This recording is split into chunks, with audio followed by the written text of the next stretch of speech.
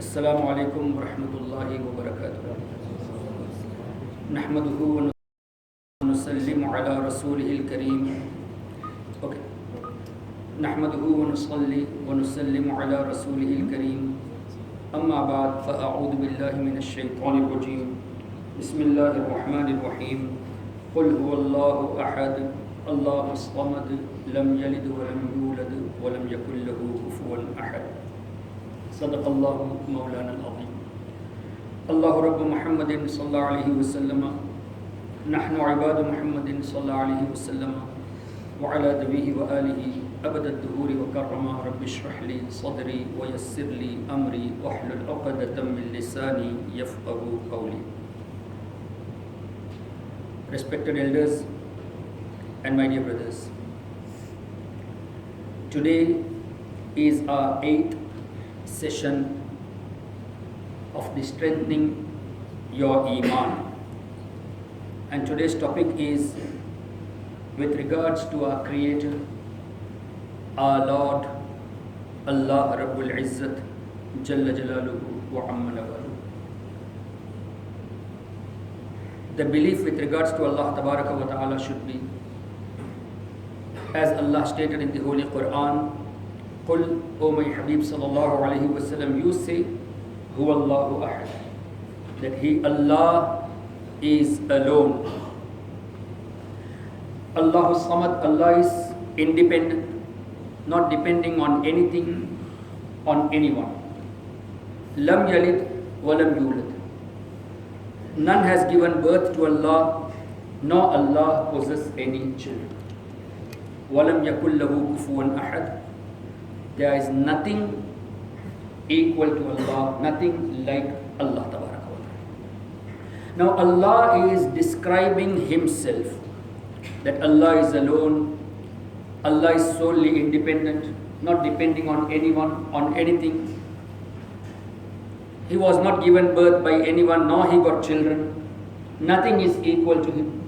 Allah would have said, saying that Huwa Allahu Ahad. But Allah Tabaraka wa Ta'ala informed His Habib sallallahu alaihi wasallam, saying, Qul, O my Habib, you tell that I am one. O my Habib, you say that these are the qualities of Allah Tabaraka wa Ta'ala. Subhanallah. Sayyidina Maulana Hassan Raza Khan rahmatullahi alayhi, brother of Ala Hazrat Imam Ahmad Raza, said in one of his poetry about this, Qul कहकर अपनी बात भी लब से तेरे सुनी. By saying Qul, Allah wanted to hear about Him, the praise of Allah.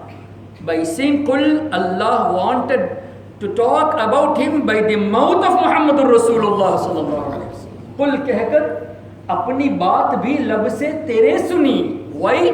Allah ko hai itni teri guftagu pasand, because Allah loves the vocabulary of Allah's Habib sallallahu ta'ala alayhi wasallam so much that even his praise Allah wanted to come out from the blessed mouth of Nabi Kareem sallallahu ta'ala alayhi wasallam. So Allah stated, walam yakul lahu kufuwan ahad, nothing is like Allah.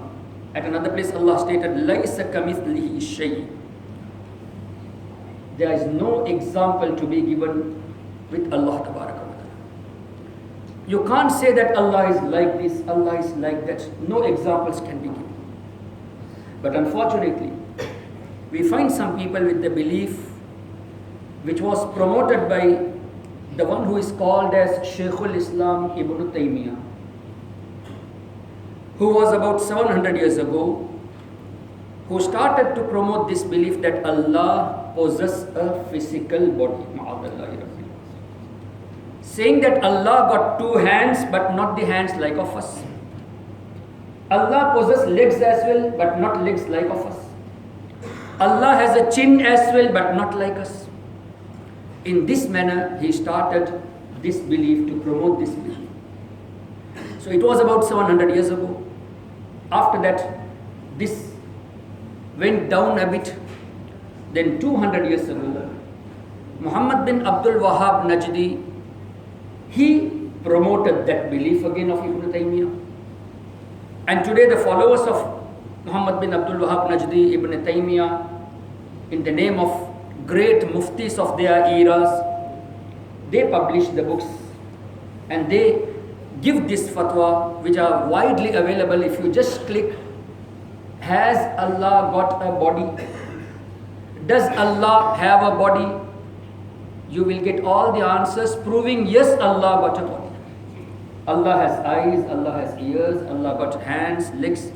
These beliefs are being explained in such a manner that which confuses the public, saying, yes, Allah got all this, but not like what we have. So by giving this, the common person will think, okay, it's not like of us, so Allah has. So, but the proper belief is Allah doesn't possess a body. This is the belief. There is nothing equal to Allah tabaraka wa ta'ala. But there are some verses of the Quran where Allah Ta'ala stated, لَقَدْ رَضِيَ اللَّهُ عَنِ الْمُؤْمِنِينَ إِذْ يُبَايِعُونَكَ تَحْتَ الشَّجَرِ. Allah is pleased with those people, O my Habib sallallahu alayhi wa sallam, at the treaty of Hudaybiyah, when Sahaba took bay'at with you, when Sahaba gave their hands of allegiance on your hand, Allah is pleased with those people. لَقَدْ رَضِيَ اللَّهُ عَنِ الْمُؤْمِنِينَ. And after that, before that, Allah stated in Surah Fatah, يَدُ اللَّهِ فَوْقَ أَيْدِهِمْ. Those who took bay'at of Nabi Kareem, from Nabi Kareem sallallahu alayhi wasallam, Sahaba gave their hands on the hand of Nabi Kareem sallallahu alayhi wasallam. Allah stated, Yadullahi fawqa aydihim. Allah's hand is over the hands of Sahaba. So by proving this verse, they say Allah possesses hands. Now our question is, if Allah is possessing hands, how are you going to prove that did Allah come to the earth and kept his hand on the hands of Sahaba ridwanullahi alayhim ajma'in? So this verse has to be taken as Allah's rahmat is on those people, those who gave bay'ah to Nabi Kareem sallallahu alayhi wa sallam. Very clear. Allah's mercy is with them, Allah's rahmat is upon them who are with Nabi Kareem sallallahu alayhi wa sallam. Likewise, there are other verses of the Quran, there are other ahadith which apparently talks about the hands of Allah, the feet of Allah tabaraka wa ta'ala, but it doesn't mean that Allah possesses hands or feet. Allah is free from place, free from space, free from shape. Allah is free from everything. There is nothing equal to Allah tabaraka wa ta'ala. Another verse of the Holy Quran, Allah Ta'ala stated, Ar-Rahman alal arsh istawa. This is the verse widely quoted. Even if you go online, mostly you will find this verse of Surah Taha, beginning of Surah Taha, Ar-Rahmanu alal arsh istawa. The translation what they give is, Allah is seated on the arsh. Now arsh is a creation, throne. They say by referring to this verse, Allah is seated on the arsh. And this person, Ibn Taymiyyah, has also written in this manner that when Allah sits on His throne, He fits on the seat on that throne in a manner that Allah is fully fit on the throne. That is, throne is equal to the size of Allah. And when Allah sits, it makes a noise as well. Who are writing this? The people who are reciting Kalima, who are called as Shaykhul Islam, who have been referred as the masters. When Allah sits on the arsh, it makes a noise as well. It moves. My dear brothers, I would like to ask this question. First of all, Ar-Rahmanu ala al-arsh istawa, it doesn't mean Allah is seated on the arsh. There are many meanings for istiwa. Like Allah's control is on the arsh, because arsh is the biggest creation of Allah. In size, it is the huge, biggest creation of Allah is the arsh. So that means Allah's control is on the arsh. So when Allah has the control on the biggest creation, it is obvious that on all the creation Allah got the control, because Allah only created everything. So by mentioning that I have the control on the biggest creation, so it's obviously meaning that on the rest of the creation also Allah got the control. So by mentioning the highest thing, it to understand that on everything there is control of Allah Tabaraka wa Ta'ala. But they translated in this manner, Allah is seated on the arsh. Now our question, I would like to ask this question to the audience. Allah is the creator, agree? Arsh is the creation. If Allah is the creator and arsh is the creation, that means arsh was created by Allah and Allah is eternal. None created Allah. Allah is eternal. No beginning, no end. Like for the sake of understanding, from ever, forever. If you say arsh is also eternal, then it will be kufr, because arsh is a creation of Allah. If you say eternal, then you are equating arsh with Allah Tabaraka wa Ta'ala. So arsh is a creation. And if these people say Allah is seated on arsh, then where was Allah before He created the arsh? This question arises. Where was Allah? Where was He seated before He created? And for you to say Allah is seated on the arsh, one question, where was Allah before He created the arsh? And the other question, if He is fitting on that arsh, on the throne, then you are equating the size of the arsh with of Allah Tabaraka wa Ta'ala, and Allah is free from shirk. How can you do that? And if you say no, Allah sits in such a manner that there is still space, then you are making arsh bigger than Allah. And if you say Allah is seated in such a manner that still Allah remains, the body of Allah remains, seat is arsh is not fit enough to control Allah. That means the rest part of the Allah, where it is then? Quran says, according to you, Allah is seated on the arsh, then He has to be fully seated. So you can't say Allah is arsh is bigger than Allah, nor shorter than Allah, nor equal. So by translating in this manner, you are making fun of your Lord. And the other thing is, Allah stated in the Holy Quran, الَّذِينَ يَحْمِلُونَ الْعَرْشَ يُسَبِّحُونَ بِحَمْدِ رَبِّهِمْ. In Surah Hamim Sajda, right, Hafiz Shakil? الَّذِينَ يَحْمِلُونَ الْعَرْشَ.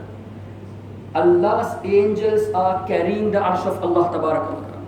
There are 4 angels who carries the throne of Allah, arsh, the creation of Allah. Now if you say Allah is seated on the arsh, then arsh is carried by whom? Angels, 4 angels. So you want to say that Allah is carried by the angels? Ma'adallahi Rabbil Alamin. Angels are also creation of Allah. So if you say Allah is seated on the arsh, then arsh is carried by the angels. Quran says, Alladhina yahmiluna al-arsh. So you mean to say Allah is carried by the angels? What a fun they are making with regards to our Lord. They did not leave of Nabi Kareem sallallahu alaihi wasallam, status of Nabi sallallahu alaihi wasallam. We have proved everything, many of the things in last 7 sessions. They did not leave about awliya. They insulted the Prophet of Allah. Now they have come to Allah, talking about the Lord as well, being called as Shaykhul Islam. Allahu Akbar. Now they have another argument. Now if someone comes with this argument, Allah is seated on the arsh, because Surah Taha verse says Allah is seated on the arsh, so your answer should be, it doesn't mean Allah is seated on the arsh. You can say Allah's control is on the arsh. The biggest creation. And the moment you say Allah is seated, then Allah is the creator, Arsh is creation. Where was Allah before He created the Arsh?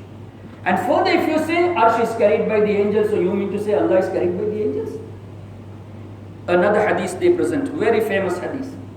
Every latter part of the night, the hadith wordings are in such that Allah descends on the first heaven. Now, before we go further, you can't go word to word translation of the Holy Quran. If you go word to word, you will be out of the fold of Islam by translating in a different manner. There are several meanings of each words in Arabic language, and there are some verses Allah stated, some verses of the Quran are mutashabihat, cannot be comprehensible by anyone except whom Allah gave that special knowledge. وَالرَّاسِخُونَ فِي الْعِلْمِ يَقُولُونَ آمَنَّا بِهِ كُلٌّ مِّنْ عِنْدِ رَبِّنَا. There are some special servants of Allah to whom Allah gave this knowledge. But even there are some verses of the Quran which is known to none but Nabi Kareem sallallahu alaihi wasallam, because Quran was revealed upon Nabi Kareem sallallahu alaihi wasallam. So this hadith or these verses you can't take as the direct translation, no. So this hadith says that Allah descends on the first heaven during the latter part of the night, that is during tahajjud time. And rest of the time, Allah is on the arsh. At the time of tahajjud, Allah descends, and the same person, Ibn Taymiyyah, he, while delivering the lecture from his mimbar inside the masjid, he descended from mimbar saying, Allah descends in this manner, step by step, to the first heaven. La hawla wa la quwwata illa billah. Surah Mu'min, alladhina yahmiluna al-arsh. So he showed people the way I am descending from mimbar, I am coming down step by step, Allah is also descending like that. So now, if you say that, if you take the direct meaning that Allah is descending, and that is also at the time of tahajjud, what is the time here now? 1:05. Is it tahajjud time? No. It's not latter part, right? That means according to their ideology, Allah is seated on the arsh now. What is the time in Singapore now? 3:30. It's still not closer to tahajjud. So according to their ideology, the Lord for Singapore is also on the arsh. The time in Japan, 3.5 hours ahead, 4:30. That is almost tahajjud time. So according to their ideology, the Lord for Japan is on the first heaven and the Lord for Sri Lanka is on the arsh. La hawla wa la quwwata illa billah. By creating this concept that Allah has a body and Allah is descending on the first heaven at the time of tahajjud. What is the time in America now? Morning hours. So according to their ideology, Lord for the America, United States, is on the arsh, and the Lord for Japanese people or Singapore or Australia is on the first heaven. They are calling us mushrik and they are creating more than one Allah by having this belief. Now if you say at this moment Allah is on arsh, then this hadith has to be rejected. For the people who are in Japan, it is tahajjud time. So Allah can't be at two places at the same given time if he is having a physical body. Because according to your belief, he descends. So when he is descending, he is not on the arsh. He is here. For the people of Japan, Allah is on the heaven. That means Allah is not at the arsh at the moment. Then where is Lord for the Sri Lankan? So by having this correct belief, you are making fun of Allah.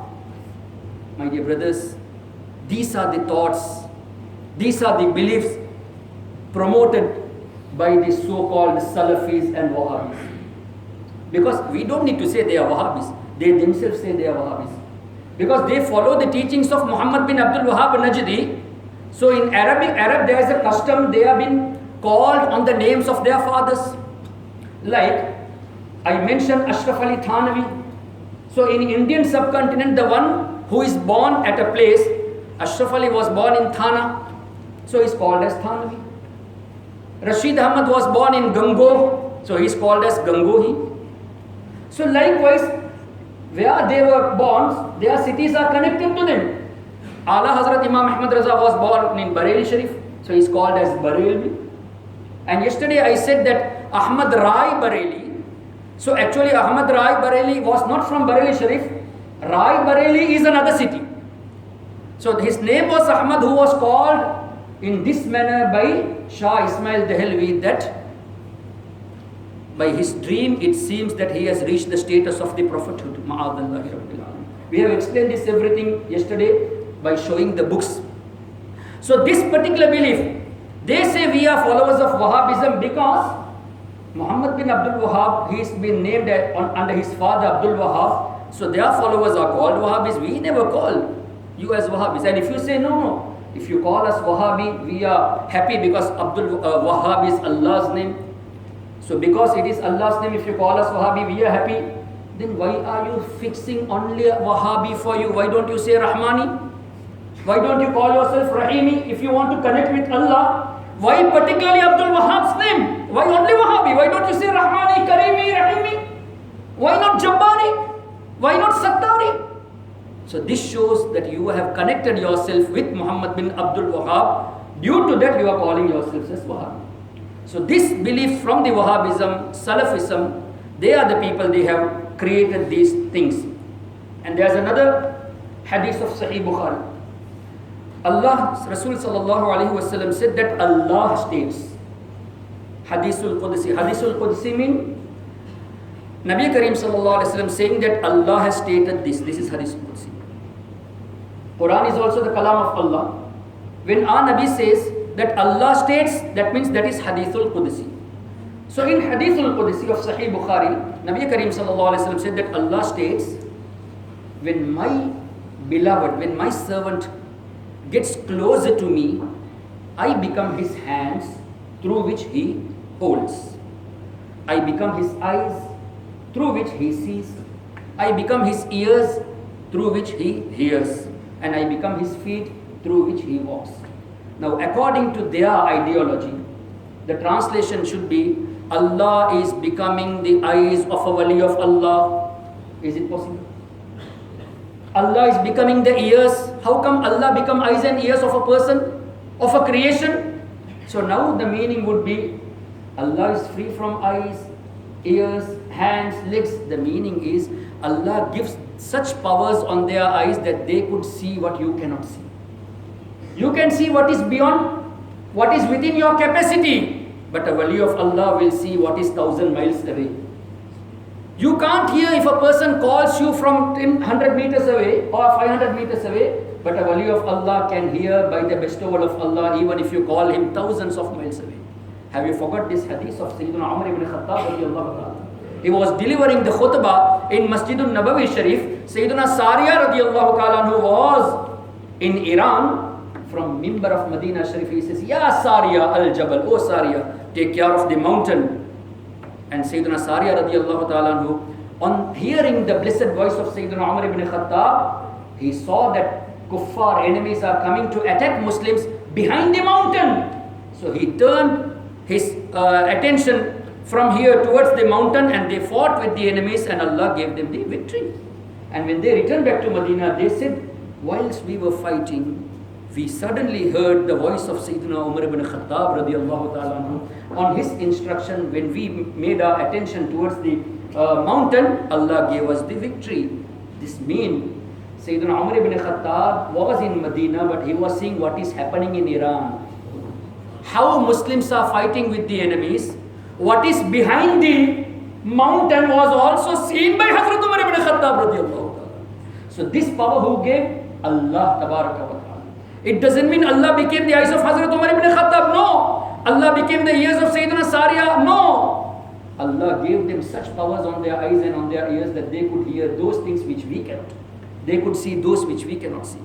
So here in this hadith, if you take the meaning of Ar-Rahmanu ala al-Arsh istawa, that Allah is seated on the Arsh, now you have to conclude this hadith of Sahih Bukhari, not talking of any other books, because some people say, we will accept only if it is in Bukhari. There is also ignorance. But yet, for the sake of argument, you want from Bukhari? Now Bukhari says this. Now what are you going to say? A friend of Allah, Sayyidina Umar ibn Khattab, Sayyidina Abu Bakr Siddiq, can you say that his eyes are Allah? His ears are Allah? Can you say that? If you say, you will be out of the fold of Islam. So you can't go word to word translation of the Holy Quran. So creating this belief that Allah possesses a body is totally absurd. And to say, Imam Abu Hanifa radiallahu ta'ala, if someone says, I don't know whether Allah is on the earth or on the heavens in such a manner, he will be out of the fold of Islam. Because when Allah is free from space, how can you limit a place for Allah tabaraka wa ta'ala?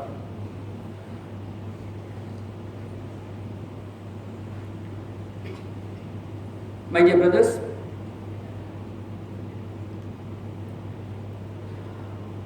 the belief of Ahlus Sunnati wal Jama'ah is Allah is free from body, place, and no Sahabi had this belief that Allah possesses a physical body. Now just imagine the God of the Salafis, the God of the Wahhabis according to their ideology. When they have created, they say that Allah possesses eyes, two eyes that is also. 2 ears, 2 hands, 2 legs. Doesn't it image like a human being? Now what is the difference between these Wahhabi followers and the Hindus? They are also believing in a physical God. These people are also creating such an image. So the Salafi gods, according to their belief, their God is like a human being. And by saying this, no, he got the hands but not like of us. But they are giving this image to the common people. My dear brothers, these thoughts are promoted only by the Wahhabis. There is no single narration of a Sahabi who had agreed that Allah possesses a body. And how come any Sahabi say when Allah stated, وَلَمْ يَكُلْ لَهُ كُفُوًا أَحَدٌ لَيْسَ كَمِثْلِهِ شَيْءٌ وَهُوَ السَّمِيعُ الْبَصِيرُ. In short, we believe in Allah Tabaraka wa Ta'ala as our creator. He is the creator for the arsh. And if someone say Allah is seated on the arsh, then again the question, where was Allah before he created the arsh? And as I said in the first lecture, talking about Allah is not an easy task. Belief with regards to Allah is the hardest topic. To talk is also difficult.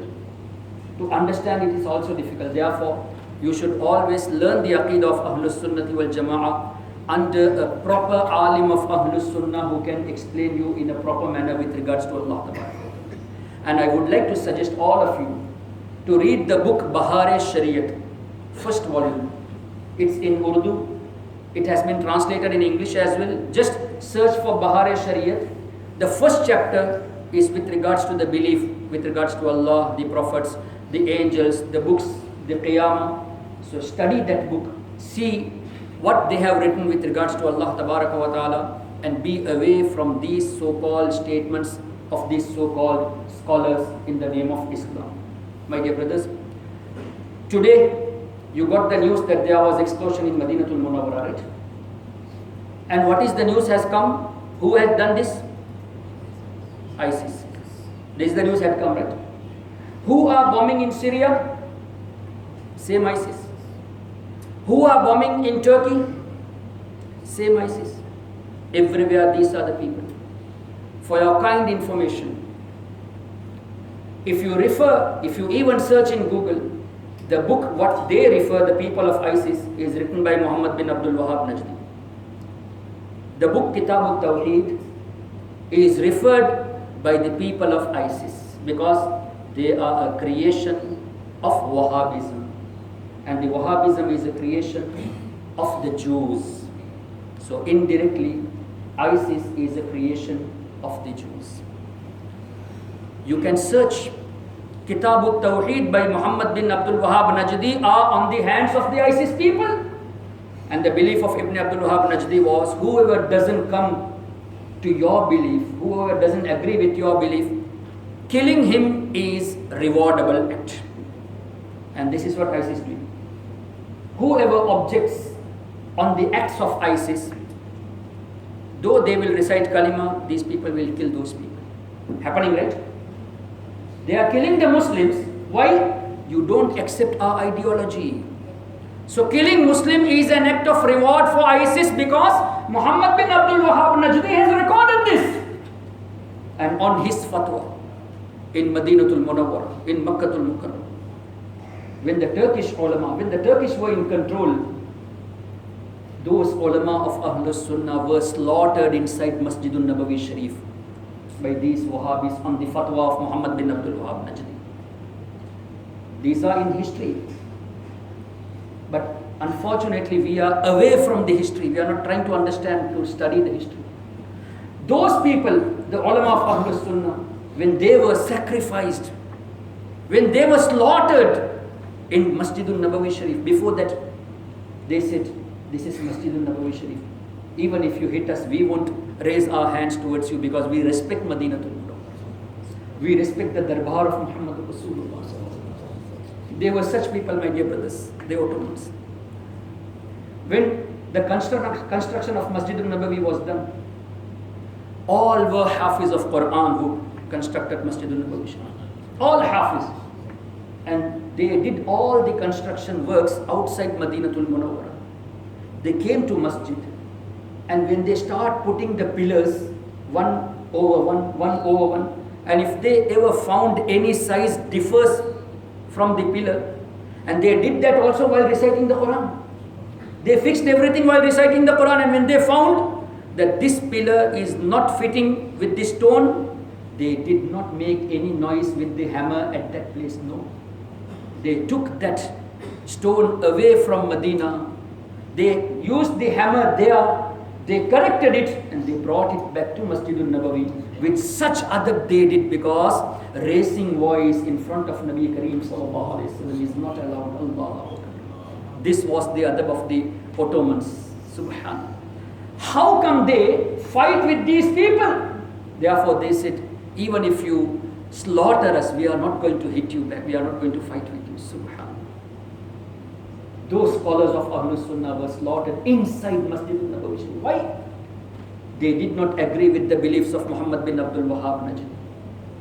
And his belief, Kitab al-Tawheed, was translated in Urdu by Ismail Dehlavi. And the name of Taqwiyatul Iman. We showed that book every day almost. Strengthening of the faith, destroying the faith.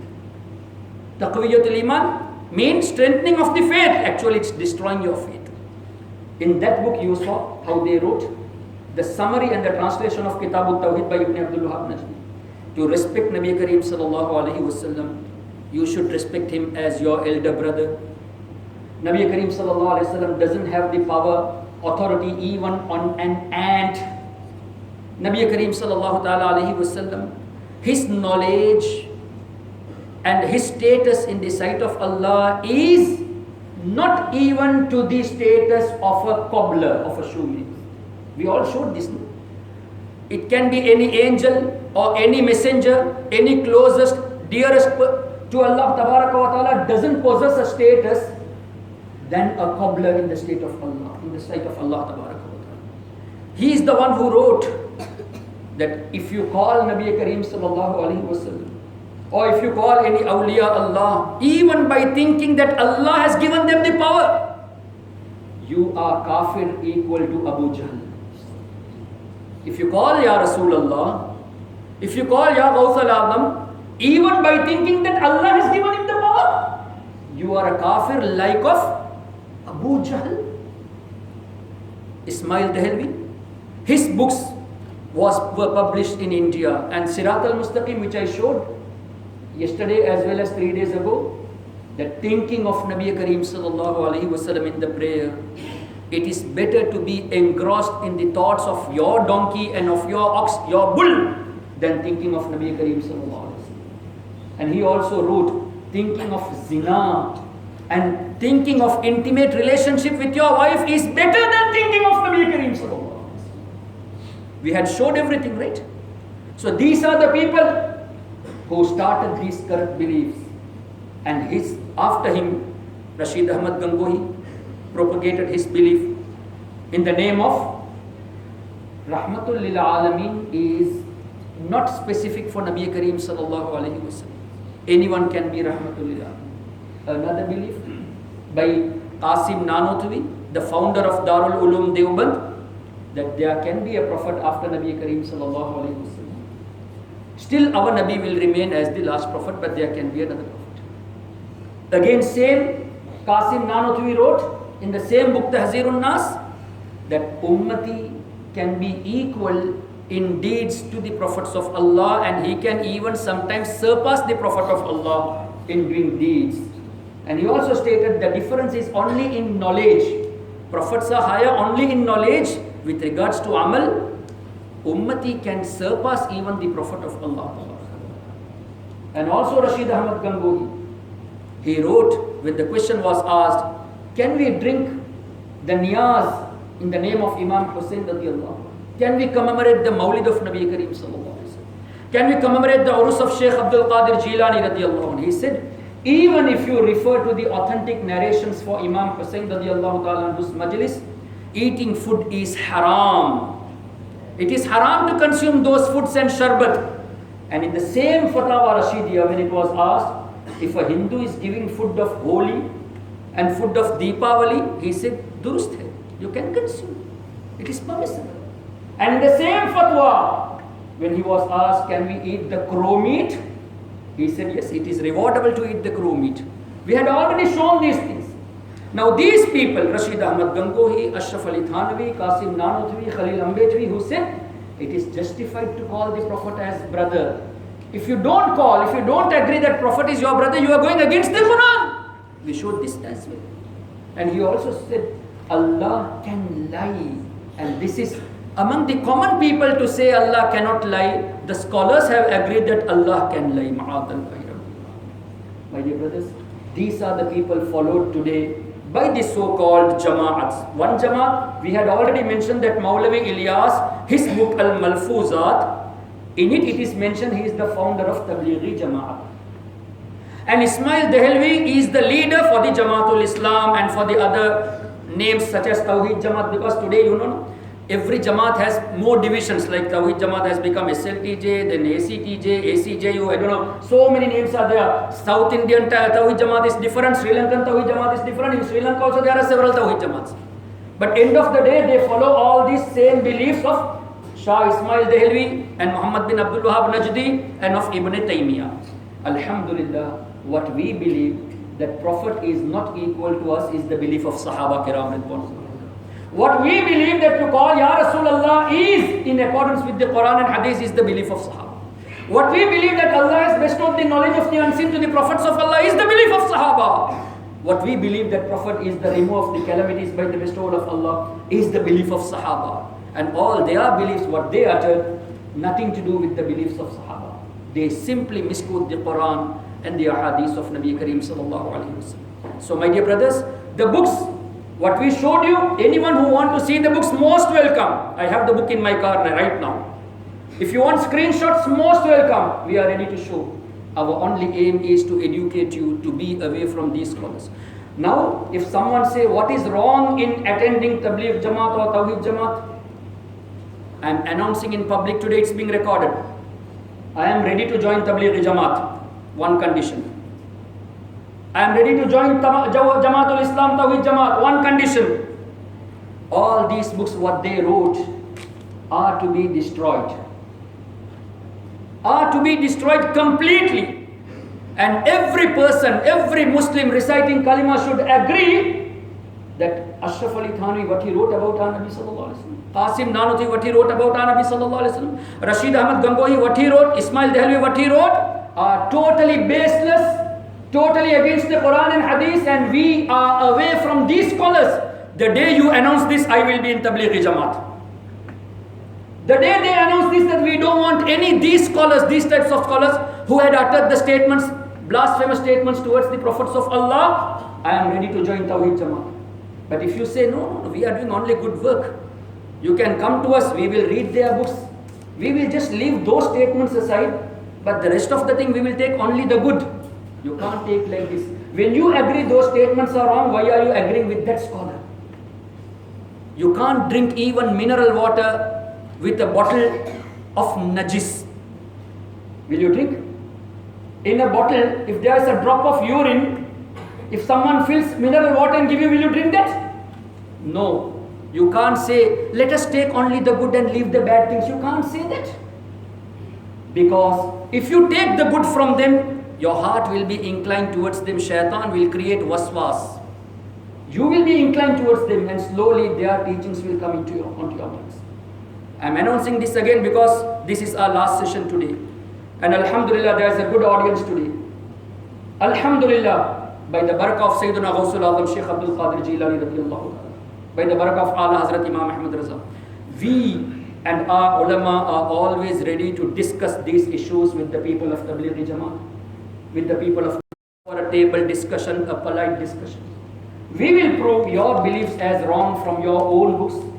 If you are true enough, you will have to agree that what they have will be united and will do work as per the belief of Sahaba. And if you don't, that means you have kept the public ignorant. You are misusing the love, the mahabbat of the general public. You are giving a wrong information towards them. It's not compulsory upon you to read the books of Ashraf Ali Thanwi and Qasim Nanotwi and Ashraf Ismail Dehli. Read the books of the awliya. And my dear brothers, the reason we don't pray behind those people is only this. The way our Nabi is to be respected, they don't respect. That's it. If someone say, you get more reward by praying with Jamaat, yes, 27 times more, we agree. But if you don't pray behind a person who had insulted Nabi Kareem sallallahu alaihi wasallam, or who is following the scholar who has insulted Nabi Kareem sallallahu alaihi wasallam, this reward of 27 is by the barakah of Nabi Kareem sallallahu alaihi wasallam. So for the sake of Rasul Kareem sallallahu alaihi wasallam, if you avoid your prayer, not 27, if Allah wills, He will give you 27 million times. Because you have avoided a prayer for the sake of the respect of Allah's Habib sallallahu alaihi wasallam. Prayer is not valid without the love for Nabi sallallahu alaihi wasallam. How can you pray behind a person who said thinking of donkey and thinking of zina is better than thinking of Nabi sallallahu alaihi wasallam? How can you make that person as imam? Think, my dear brothers. And those people calling us mushrik by calling Ya Rasulullah, these Sunnis have become mushrik, yet they come and pray behind us. Mushrik mean out of the fold of Islam. So in your sight, when we are kafir, on what basis you are praying behind us? And when we say you are doing wrong, we act on that, saying that if you do wrong, we don't want to take you as imam, we want to take that person as imam who got the true love for Nabi Kareem sallallahu alaihi wasallam. We don't go for the quantity, my dear brothers, we go for the quality. We go for the quality and only quality. The love of Allah and Rasul sallallahu alaihi wasallam is the first and foremost. My dear brothers, protect your prayers. Don't see the quantity, see the quality. And today, almost all the masajid, almost many madrasas, they are following the teachings of Ibn Abdul Wahhab. You can ask them, any scholar who comes who says that we don't follow this or that, we do only good things, he is the dangerous scholar. Because when our Nabi stated there will be 73 groups, only one will go to heaven, 72 will go to the hellfire. How can you say we take good and we don't want to go in this, we don't want to go in that? That means you are not following the hadith. When our Nabi stated you must stick to one, and if you say no, we don't want to do that, you are the hypocrite. You are the one misguiding people, saying that I am not in any Jamaat. No, you can't say that. When you ask them, if a person is asking what is your belief, can you say, don't ask about the belief, ask about the roza, ask about the namaz, salah, this, that, charity, this and that. Don't ask about the aqidah. Aqidah is first. If there is no iman, no prayer is valid, no fasting is valid. So anyone who hides his aqidah, he is the person, the most hypocrite.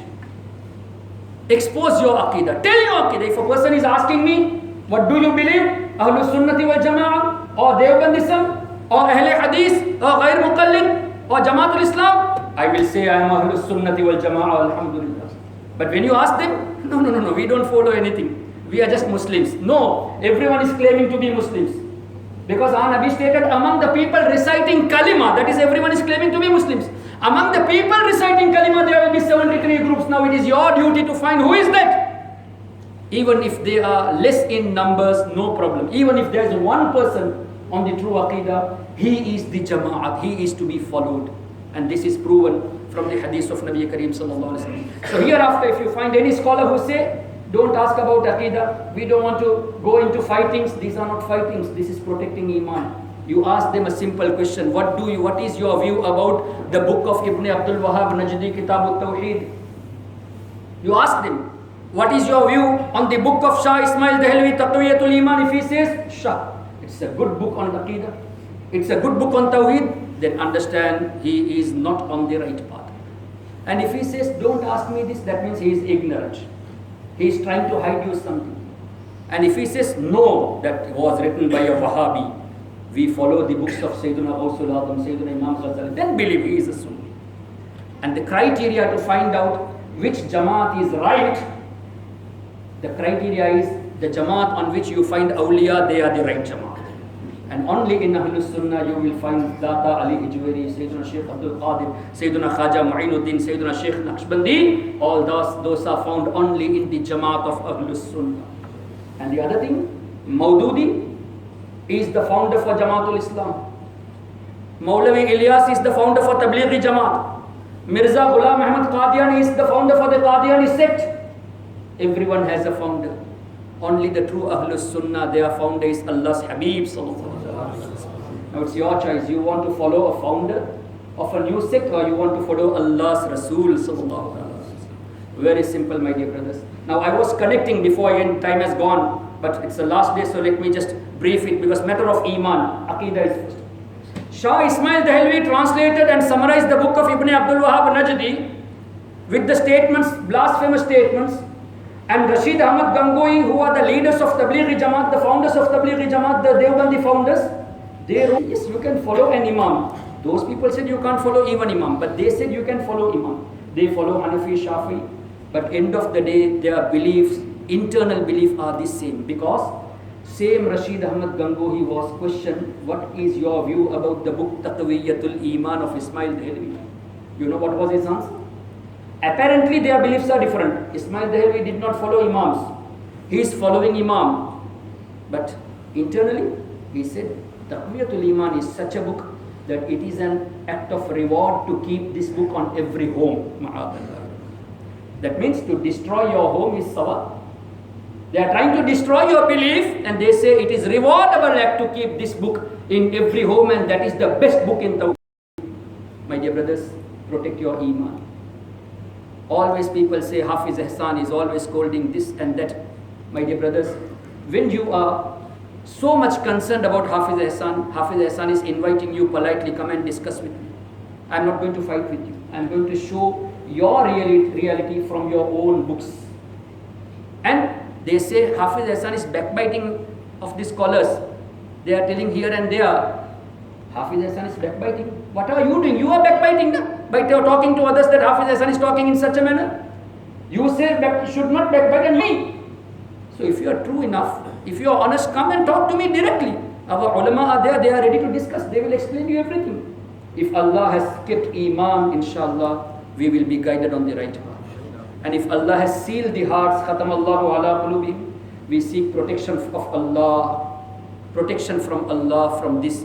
May Allah Ta'ala enlighten our hearts by the noor of Nabi Kareem Sallallahu Alaihi Wasallam. May Allah Ta'ala fill our hearts by the true love for Nabi Kareem Sallallahu Alaihi Wasallam. Because everything is for the sake of Rasul Kareem Sallallahu Alaihi Wasallam. All the ibadah are accepted if that is done with the love for Nabi Kareem Sallallahu Alaihi Wasallam. And we are fighting to prove the love for Nabi Sallallahu Alaihi Wasallam. They are fighting to prove against the love for Nabi Kareem Sallallahu Alaihi Wasallam. See the difference. They are writing books by misquoting the Quran to degrade the excellence of Nabi Sallallahu Alaihi Wasallam. And we are reading Quran and Hadith to show the excellence of Nabi Kareem Sallallahu Alaihi Wasallam. This is a huge difference, my dear brothers. May Allah Ta'ala protect our Iman. Subhanakallahumma wa bihamdika ashhadu an la ilaha illa anta astaghfiruka wa atubu ilayk. Wa akhiru da'wana alhamdulillahi rabbil alamin. माशाल्लाह जो हुफ़ाज़ इधर शबील पर आया किया चिंजा इन्हें क्या करो एजाज़ दिन में चतो आगरी बच्चे इंशाल्लाह कसीदा वरदा शेली तिलावत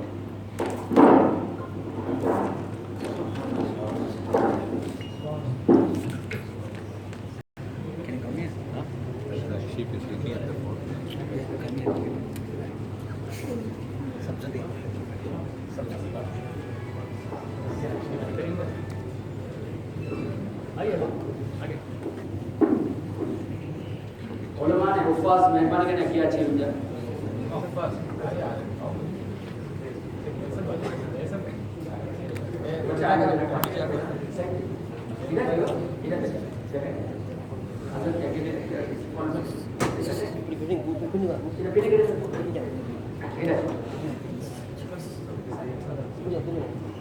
जो सादात के मौलाना प्लीज कम फॉरवर्ड उलमा and हुफ़ाज़ please come forward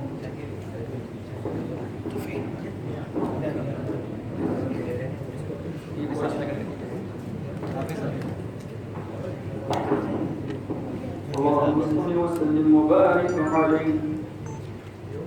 You all are well aware that Qasida Burda is composed by Sayyidina Imam Sharfuddin Busiri radiyallahu ta'ala at the time that he got paralyzed, and he wrote this Qasida, and he dreamt Nabi Kareem sallallahu ta'ala alayhi wa sallam. Nabi Kareem sallallahu alayhi wa sallam came to his dream and kept his blessed hand on the area which was paralyzed on the body of Sayyidina Imam Busiri radiyallahu ta'ala, and he gave him a cloak as well, a chadar mubarak. And when Sayyidina Imam Busiri radiyallahu ta'ala got up in the morning, he found the chadar, the cloak with him, and he found his body cured by the barakah of Nabi Kareem sallallahu ta'ala alayhi wa sallam. Allah Rasul sallallahu alayhi wa sallam को उसने मुबारक हत्ते के फेरा दुनिया हुआ, ख्वाब में सोने में इमाम बुसरी के फालिज थी, पैरालाइज थी, वो सवारे उठी ने नारिया, तो बदन भी माशाअल्लाह ठीक थी, वो ने हुजूर अलैहि सल्लल्लाहु अलैहि वसल्लम जो चादर इन्हें की गिफ्ट करिया हुआ सोने में, वो भी सवारे नोटे मौजूद हो. So because of burda is told for a cloak is called as burda in Arabic. For that reason, this qasida has been named as Qasidatul Burda, chadar wali qasida. So let us pray to Allah Tabaraka wa Ta'ala the way He granted shifa to Sayyidina Imam Busiri radiyallahu ta'ala. By the barakah of this qasida, may Allah grant all of us shifa from all kinds of illness and fulfill all our hajat by the barakah of this qasida sharif. أعوذ بالله من الشيطان الرجيم. بسم الله الرحمن الرحيم. إن الله وملائكته يصلون على النبي يا أيها الذين آمنوا صلوا عليه وسلموا تسليما. اللهم صل على سيدنا مولانا محمد معدل الجود والكرم وعلى آله وصحبه وبارك وسلم.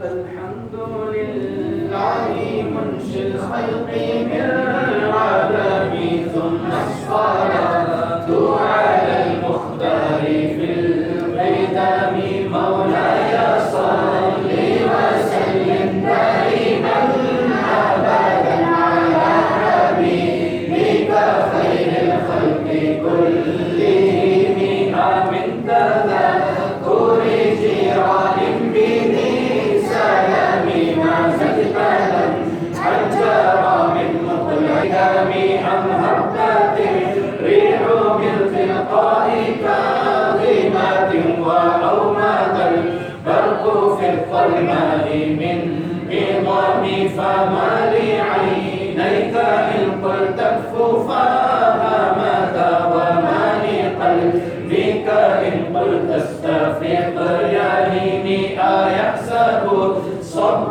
أن الحب منكتم ما بين منسجم منه ومضطرب مولاي صل وسلم دائما أبدا على حبيبك خير الخلق كلهم.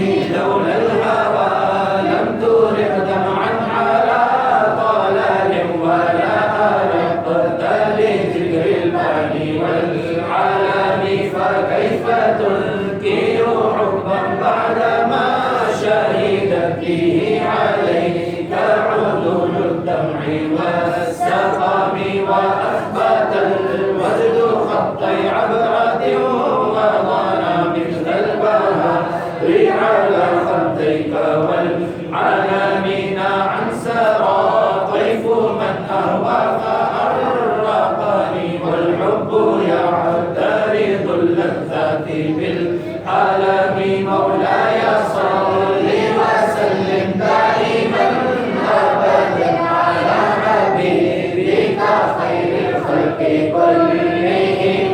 يا نائمي في الهوى العذري ما عذيرة مني إليك ولو أنسفت لم تلومي عادتك حالي لا سري بمستدير عن البشاد ولا دائم منحسم ما حطني النصح لكن لست أسمعه إن المحب عن العذر في صمم إن اهتم الشيب في عذر والشيب أبعد في نصح عن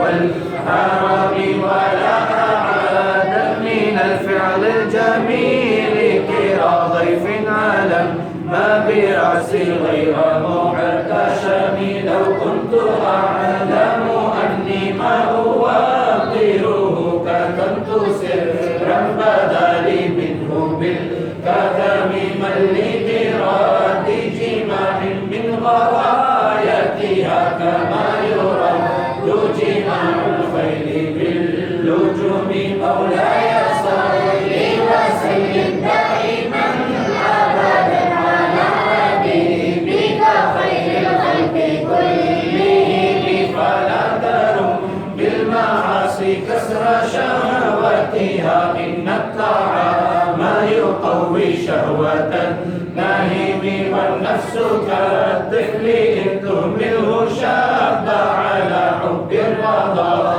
وإن تفتنه ينفطم فاصرف هوى حتى أن توليه إن الهوى ما تولى يسمي أو يسمي وراعيها وهي في الأعمال سائمة وإن هي استعلت المرعى فلا تسمي مولاي صل وسلم دائما أبدا على حبيبك خير الخلق كلهم كم حسنا لذة للمرء قاتلة من حيث لم يدري أن السم في الدسم واخشى الدسائس من جوع ومن شبع فربما نصت شر من الطفام واستفرغ الدمع من عين قد امتلأت من المحارم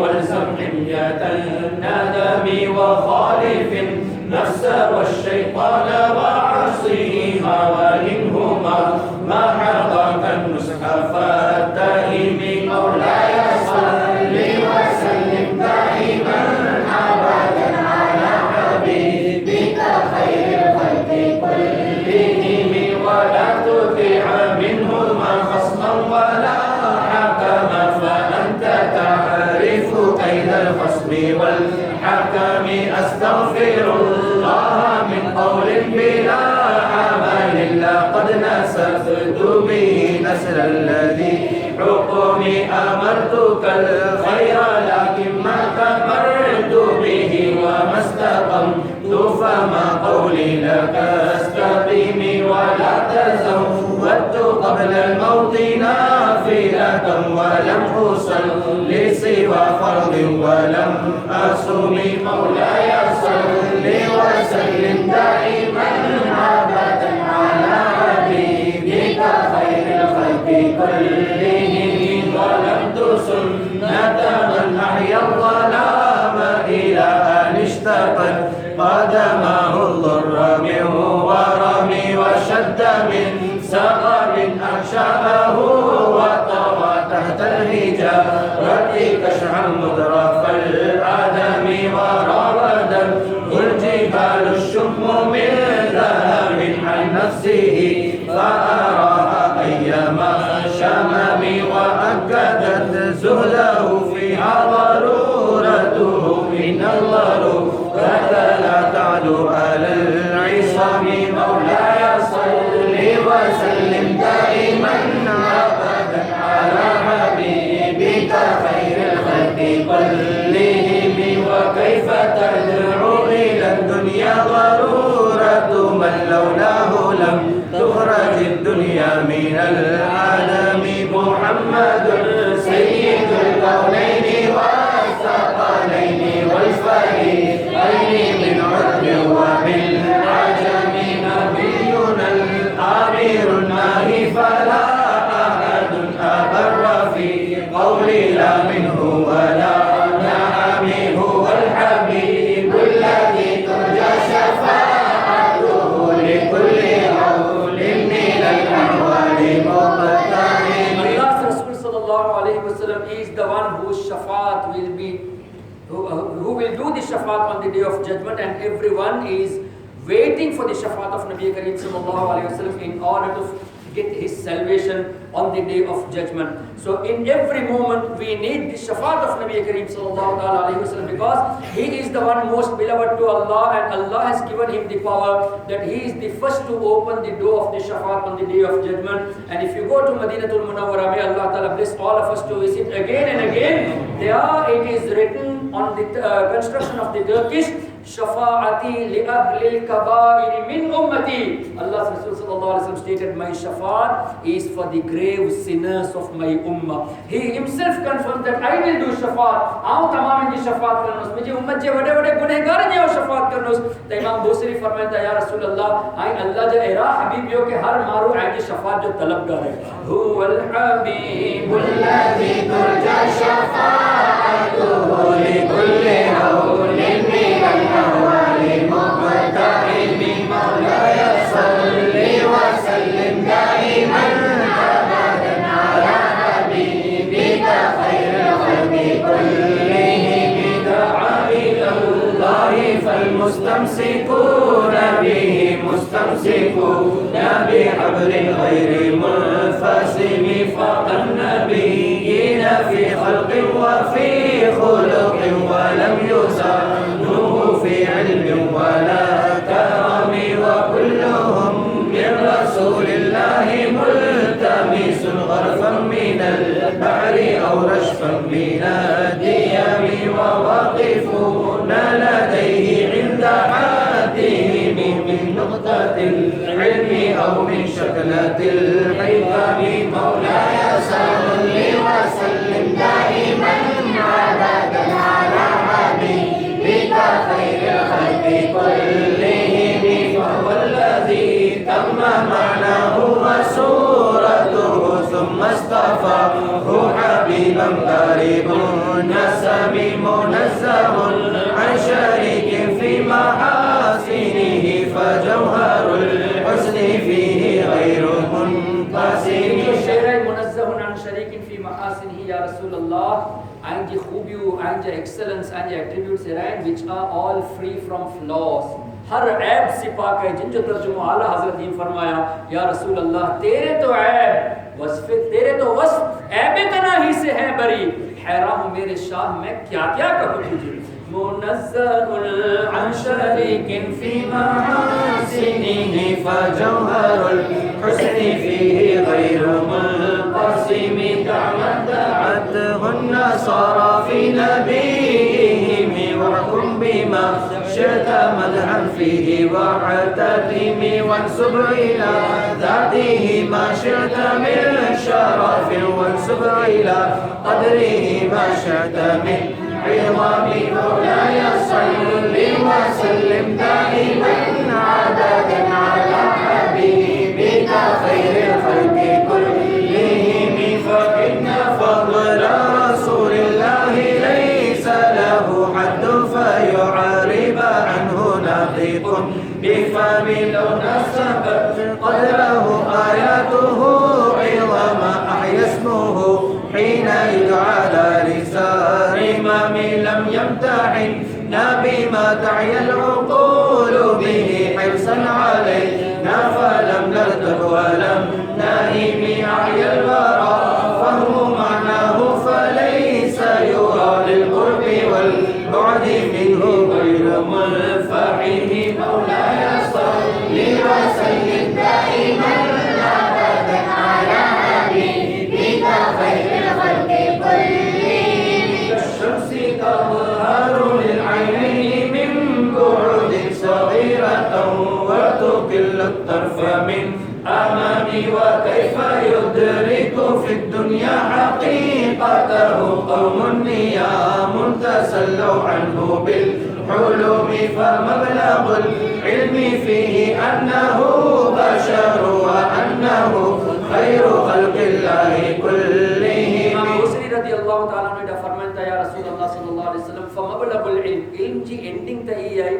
The end of the knowledge, our capacity, our intellect is that we will say that Ya Rasulullah sallallahu alaihi wasallam, you have been sent in this dunya in form of human. I can Allah Taala bashari libas mein mukhiya Eid Ehsan ji intellect ji ending hai, but hakikat ye hai wa annahu khairu khalqillahi kullihim. You are the best of the creation among the creation of Allah tabaraka wa taala. There is none equal to you Ya Rasulullah sallallahu alaihi wasallam. فمبلغ العلم فيه أنه بشر وأنه خير خلق الله كلهم وكل حال أتى الرسل الكرام بها فإنما اتصلت بالنوره بهم مولاي صل وسلم دائما أبدا على حبيبك خير الخلق كلهم فإنه شمس فضل هم كواكبها يظهرن أنوارها للناس في ظلم أحلامك طلعت في الكون عما هدى العالمين وأحيت سائر الأمم أكرم بخلق نبي زانه خلق بالحسن مشتمل بالبشر متسم كالزهر في ترف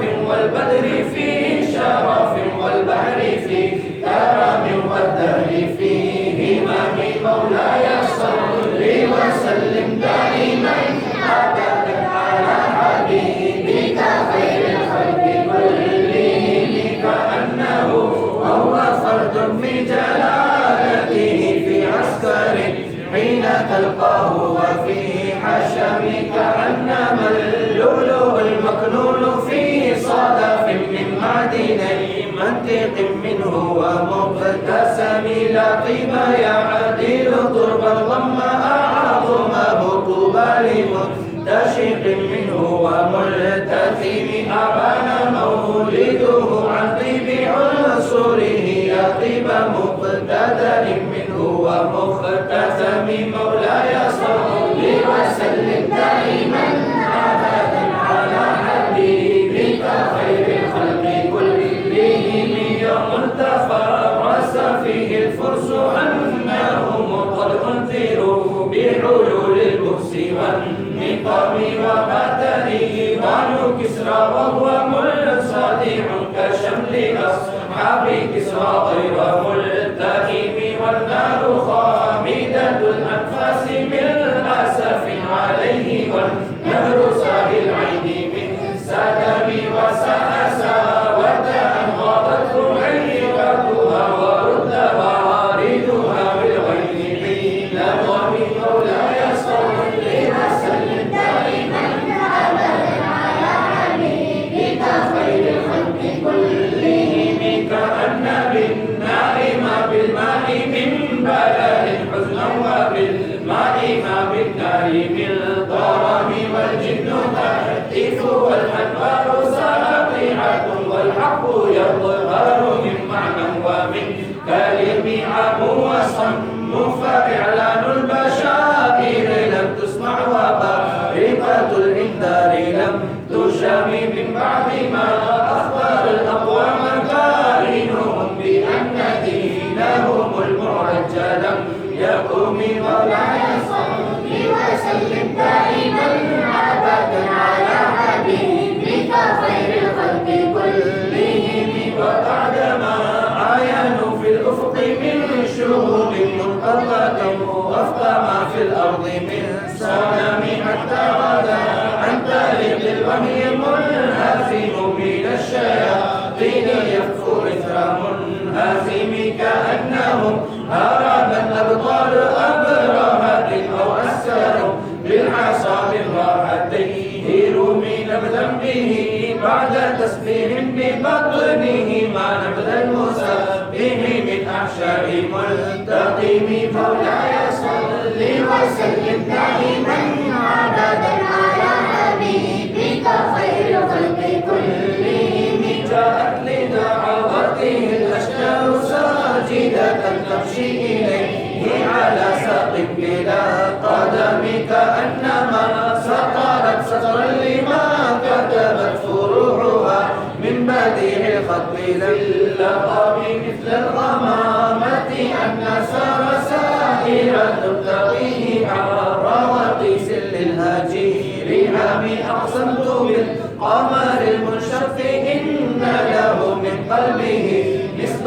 مبرورة القسم مولاي صل وسلم دائما أبدا على حبيبك خير الخلق كلهم وما حوى الغار من خير ومن كرم وكل طرف من الكفار عنه عمي فالصدق في الغار والصديق لم يرم وهم يقولون ما بالغار من آرم ظن الحمام وظن العنكبوت على خير البرية لم تنسج ولم تحمي وقاية الله أغنت عن مضاعفة من الدروع وعن عالم من الهطم مولاي صل وسلم دائما أبدا على حبيبك خير الخلق كلهم وسعدني ترضيما واستدرت به إلا وجدت جوارا منه لم يضم ولا التمس غنى الدارين من يده إلا استلمت الندى من خير مستلم لا تنكر الوحي من رؤياه إن له قلبا إذا نامت العينان لم ينم فذاك حين بلوغ من نبوته فليس ينكر فيه حال محتل لا تنكر الوحي من رؤياه إن له قلبا إذا نامت العينان لم ينم नबी करीम सल्लल्लाहु अलैहि वसल्लम जॾहिं आराम फरमाइना होता तॾहिं बि इन जे सुम्हण जी हालत में बि वही अचनी हुई इल्ला कि हुज़ूर अलैहिस्सलाम फरमाइनि था कि मुंहिंजी अखियूं सुम्हंदियूं मुंहिंजो दिल जागीरी हुई my heart is awake only my eyes are resting this is the reason when the prophets of Allah when they sleep their wuzu doesn't break because their eyes are resting their hearts are always awake and when the wahi is revealed at that time that is also a wahi because they are always in the remembrance of Allah tabaraka wa ta'ala la tunkiril wahya min ru'yahu inna lahu qalban idha namatil aynani lam yanami fadaka hina bulughin min nubuwwatihi falaysa yunkaru fihi halu muhtalimi mawlaya salli wa sallim daiman abadan ala حبيبك خير الخلق كلهم تبارك الله ما وحي بمنتسب ولا نبي على غيب بمتهم كم أقرأت وصفا باللمس راحته وأطلقت قريبا من ربقة الأمام وأحيت سنة الشباب دعوته حتى حدث غرة في الأعصر الدهم بعارض جاد أو خلت البقاع بها سيفا من اليم أو سيلا من الحرم مولاي صل وسلم دائما أبدا على حبيبك خير الخلق كلهم دعني ووصفي آيات له ظهرت ظهورنا بالقرى ليلا على علم فالدر يزداد حسنا وهو ملتظم وليس ينقص قدرا غير منتظم فما تطاول أمر المديح إلى ما فيه من كرم الأخلاق والشيم آيات حق من الرحمن محدثة قديمة صفة الموصوف بالقدم مولاي صل وسلم دائما أبدا على حبيبك خير الخلق كلهم لم تقترن بزمان وهي تخبرنا عن المعالي وعن عاد وعن كرام دامت لدينا ففقط كل معجزة من النبيين إذ جاءت ولم تدم محكمات فما يبقين من شبه لذي شقاق ولا يبغين من حكم ما حرمت قط إلا عدم الحرب أعدى الأعادي إليها ملقي السلام مولاي صل وسلم دائما أبدا على حبيبك خير الخلق كلهم ردت بلاغتها دعوى معارضها ردت غيورية الجاني عن الحب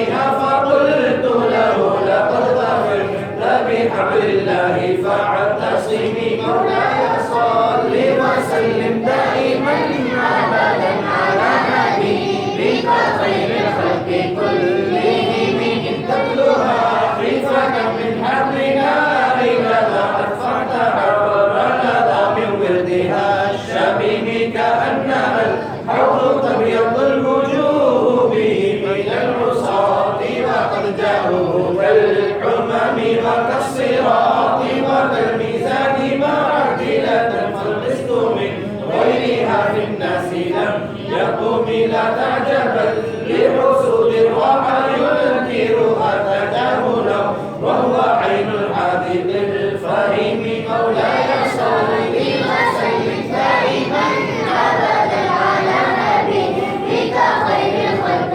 كلهم وتنكر العين ضوء الشمس بالرماد وينكر الفم طعم الماء من سقم يا خير من يمام العفون ساعته سعيا وفوق مطول العين بالرسوم ومن هو الآية الكبرى لمعتبر ومن هو النعمة العظمى لمغتنم سعيت من حرام الليل إلى حرام كما سرى البدر في داه من الظلم مولاي صل وسلم دائما أبدا على حبيبك خير الخلق كلهم وبت ترقى إلى أن نلت منزلة من قاب قوسين لم تدرك ولم ترى بما قدمت كجميع الأنبياء بها والرسل تقدم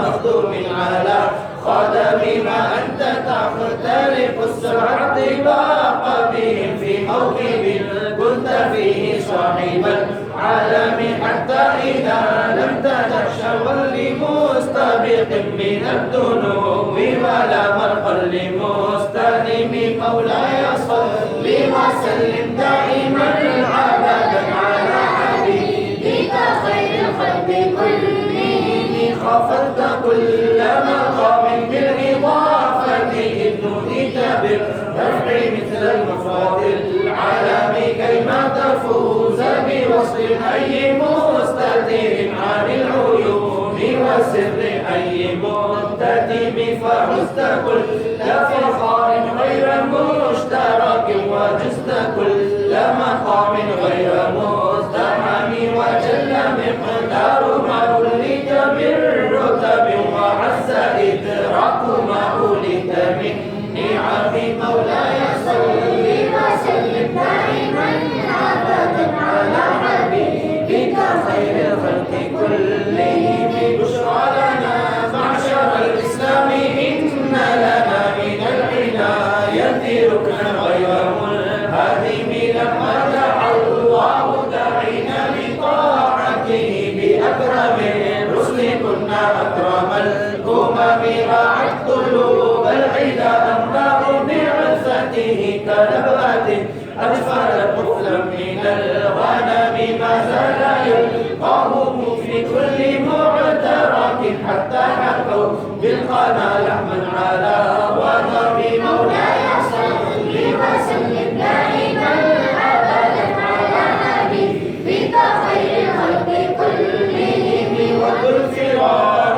فكادوا يغمضون به أشلاء شالت مع الإطعام والرخام تمضي الليالي ولا يدرون عدتها ما لم تكن من ليالي الأشهر الحرم كأنما الدين ضيف حل ساعتهم بكل قرب إلى لحم العدا قارب يجر بحر خميس فوق سابحة يبني بموج من الأبطال ملتقم مولاي صل وسلم دائما أبدا على حبيبك خير الخلق كلهم من كل منتدب لله معتسب يستوب مستحصل للكفر مصطلب حتى غلب ملة الإسلام وهي بهم من بعد غربتها موصولة الرحم مكفولة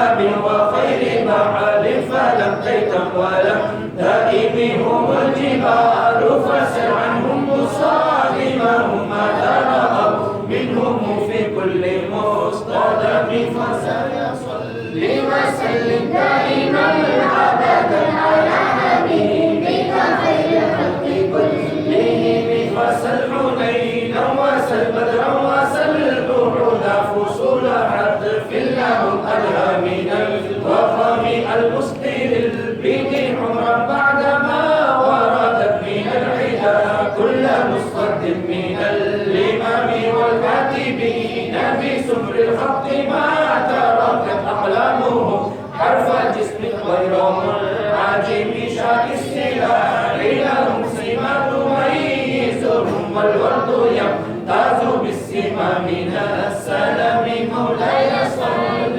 وسلم دائما أبدا على حبيبك خير الخلق كلهم تهدي إليك رياح النصر نشره فتحسب الزهر في الأكمام كل كم كأنه في ظهور الخير نبت ربا من شدة الحزم لا من شدة الحزم طارت قلوب العدا من بأسهم فرق فما تفرق بين البهم والبهم ومن تكن برسول الله نصرته إن تلقاه القسط في آلامها تجري مولاي صل وسلم دائما أبدا على حبيبك خير الخلق كلهم ولا ترى من ولي غير منتصر به ولا من عدو غير منقسم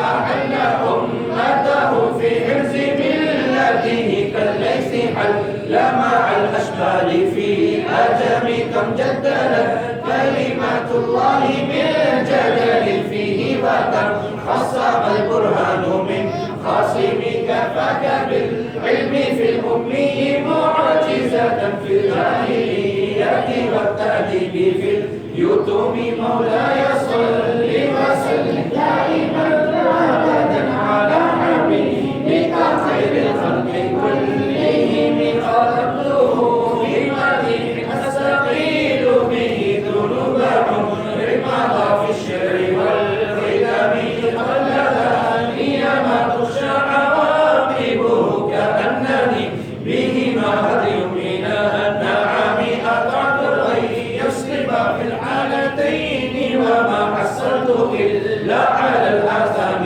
والندم فيا خسارة نفسي في تجارتها لم تشتري لنا بالدنيا ولم تسم مولاي صل وسلم دائما أبدا على حبيبك خير الخلق كلهم ومن يبع عاجلا منه بعاجله يبلغ الخبر في بيع وفي سلامه عاقدا بل فما عهدي بملتقط من النبي ولا حبلي بمنصرم فإن لي ذمة منه بتسمية محمدا وهو أوفى الخلق بالذمم إن لم يكن في معاد آخذا بيدي فرضا وإلا فقل يا زلة القدم مولاي صل وسلم دائما أبدا على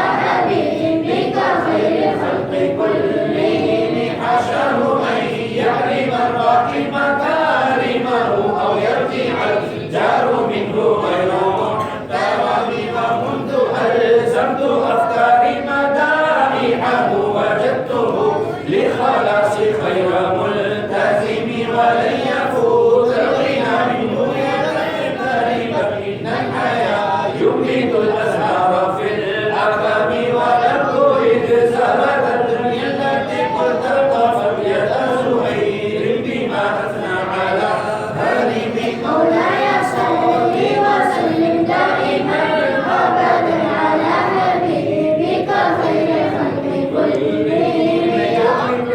totally 2 chapters हैं इनमें 2 portions हैं नु अल्हम्दुलिल्लाह तिलावत किया छेल्लो जो 10मो आई ई सजो मुनाजात है सजी दुआ है और इंशाअल्लाह जो भी पंहिंजे इरादा आहिनि, जो भी पंहिंजी हाजत उनके दिल में रखी नहीं पढ़ने इंशाअल्लाह अल्लाह ताला इनके सदक़े में पंहिंजी हाजत खे कबूल करे. There are 10 portions of Qasidatul Burda Sharif, and this is the 10th what we are going to recite now, which is full of du'as. So, and the du'as are recorded by the wasila of Nabi Kareem sallallahu alaihi wasallam. That means even Imam Busiri radiyallahu ta'ala anhu had this belief to pray to Allah Ta'ala by the wasila of Nabi Kareem sallallahu alaihi wasallam. So whatever we practice, alhamdulillah, this is the practice of the pious predecessors. We are not doing anything against the Quran or Hadith. We are following the Quran and Hadith by following the pious predecessors. Ya akram al-khalqi man aludhu bihi siwaka inda hulul al-hadith al-amami wa layali.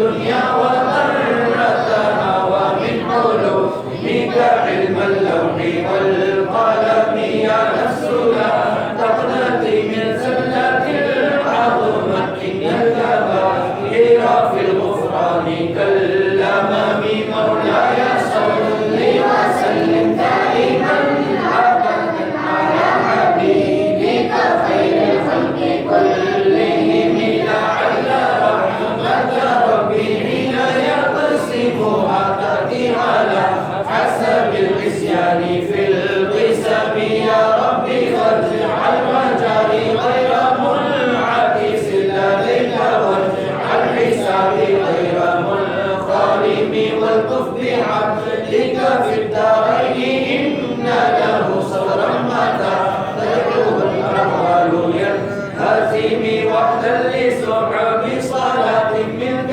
دائمة على النبي بمنهل ومنسجم مولاي صل وسلم دائما أبدا على حبيبك خير الخلق كلهم وآله وصحبه ثم التابعين لهم أهل التقى والنقى والحلم والكرم ما رنحت عتبات الباني ريح صبا وأطراب العسحات العيس من نغم ثم الرضا عن أبي بكر وعن عمر وعن علي وعن عثمان ذي الكرم يا ربي بالمصطفى بلغ مقاصدنا يا ربي بالمصطفى بلغ مقاصدنا يا ربي بالمصطفى بلغ مقاصدنا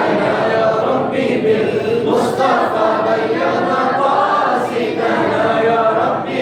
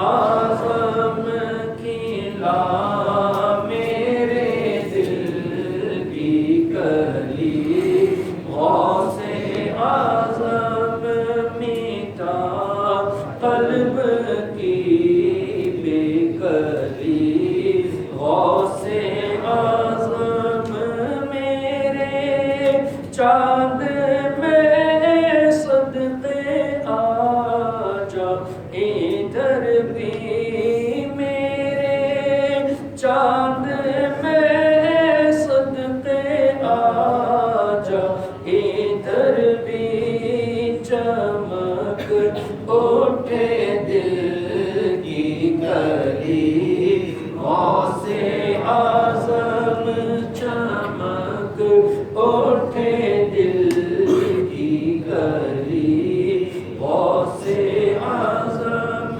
تیرے رب نے مالک کیا، تیرے جد کو تیرے رب نے مالک کیا، تیرے جد کو تیرے گھر سے دنیا پلی، غوث اعظم تیرے گھر سے دنیا پلی، غوث اعظم فدا تم پہ ہو جائے نوری مزدر، فدا تم پہ ہو جائے نوری مزدر، یہ ہے اس کی خواہش دلی، غوث اعظم یہ ہے اس کی خواہش دلی، غوث اعظم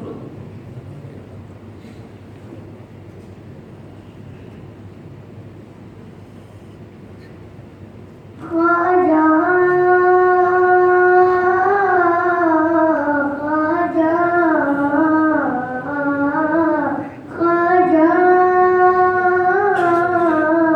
خواجہ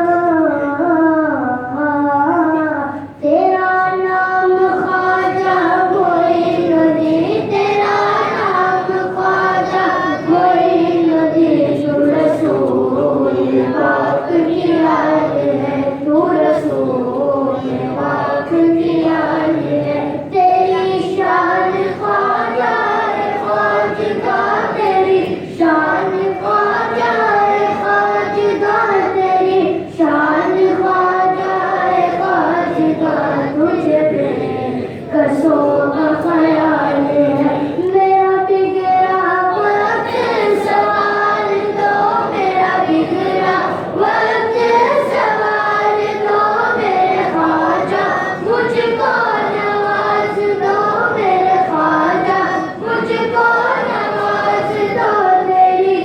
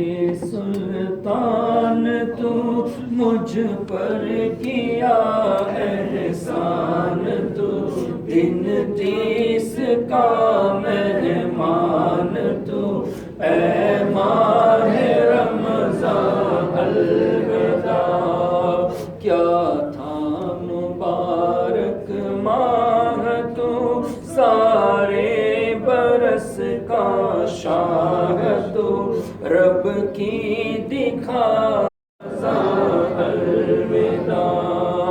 روشن کیے ہیں مسجدہ خوش تر بچھائے مسندہ قرآن پڑھتے حافظاں اے ماہ رمضان الوداع مجھ دل میں تیرا درد ہے تجھ کرنے رخ زرد ہے تن تو آئے گا اندر جہاں ہم ہوئیں گے شاید کہاں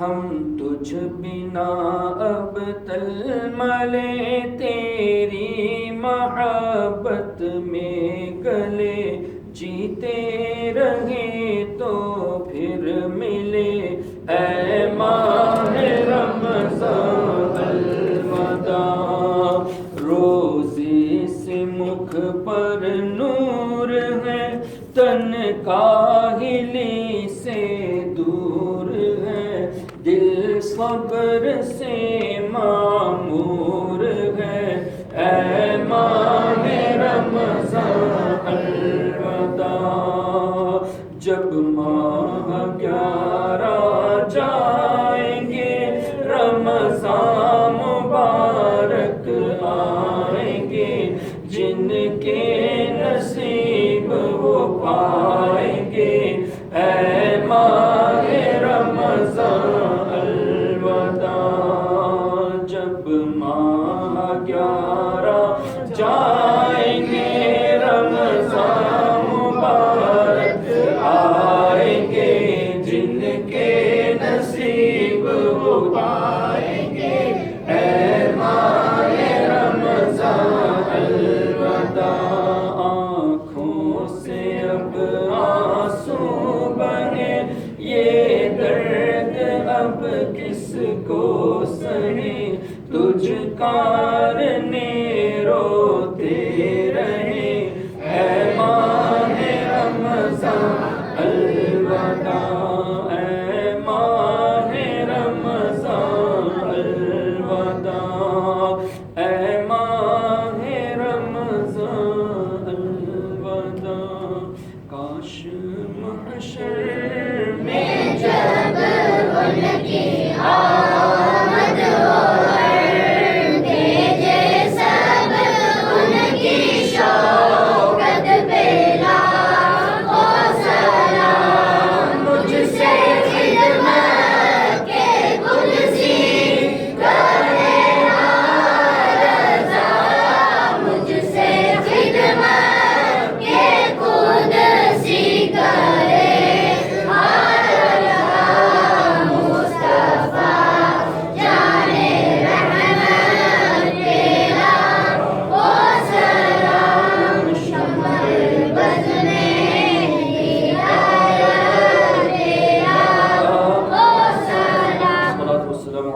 سيدي يا رسول الله. الصلاة والسلام عليك يا سيدي يا حبيب الله.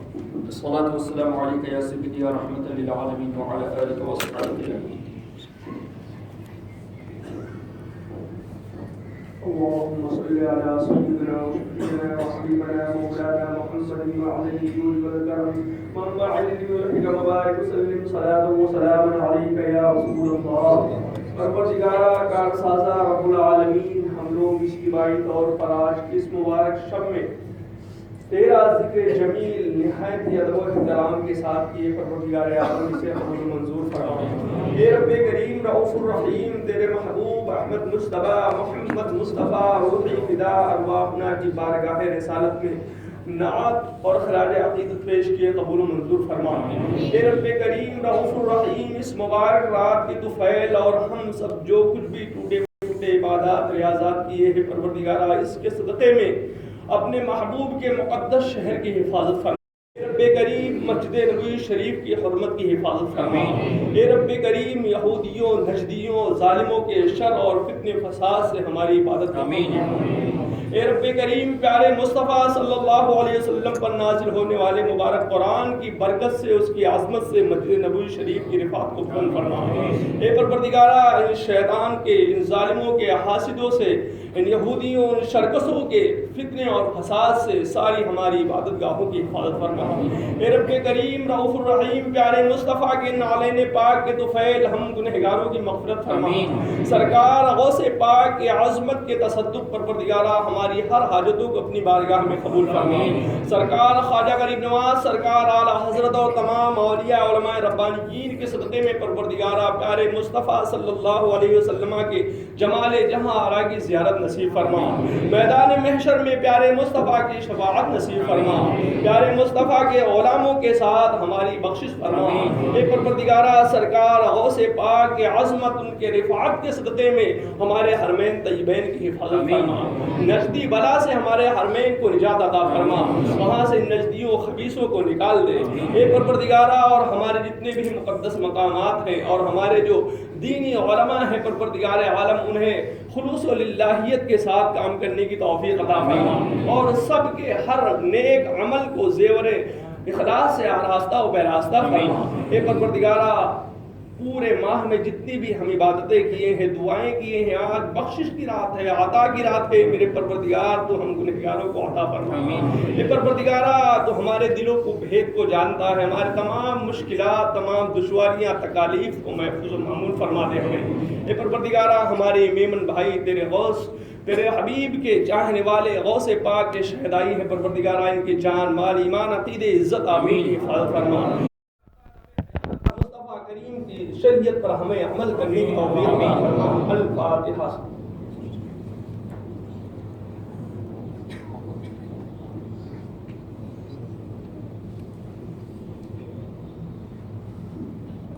ببركة إن الله وملائكته يصلون على النبي يا أيها الذين آمنوا صلوا عليه وسلموا تسليما. صلى الله على النبي وآله صلى الله عليه وسلم. صلاة وسلام عليك يا سيدي يا رسول الله. سبحان ربك رب العزة عما يصفون وسلام على المرسلين والحمد لله رب العالمين. وبحق لا إله إلا الله سيدنا محمد رسول الله.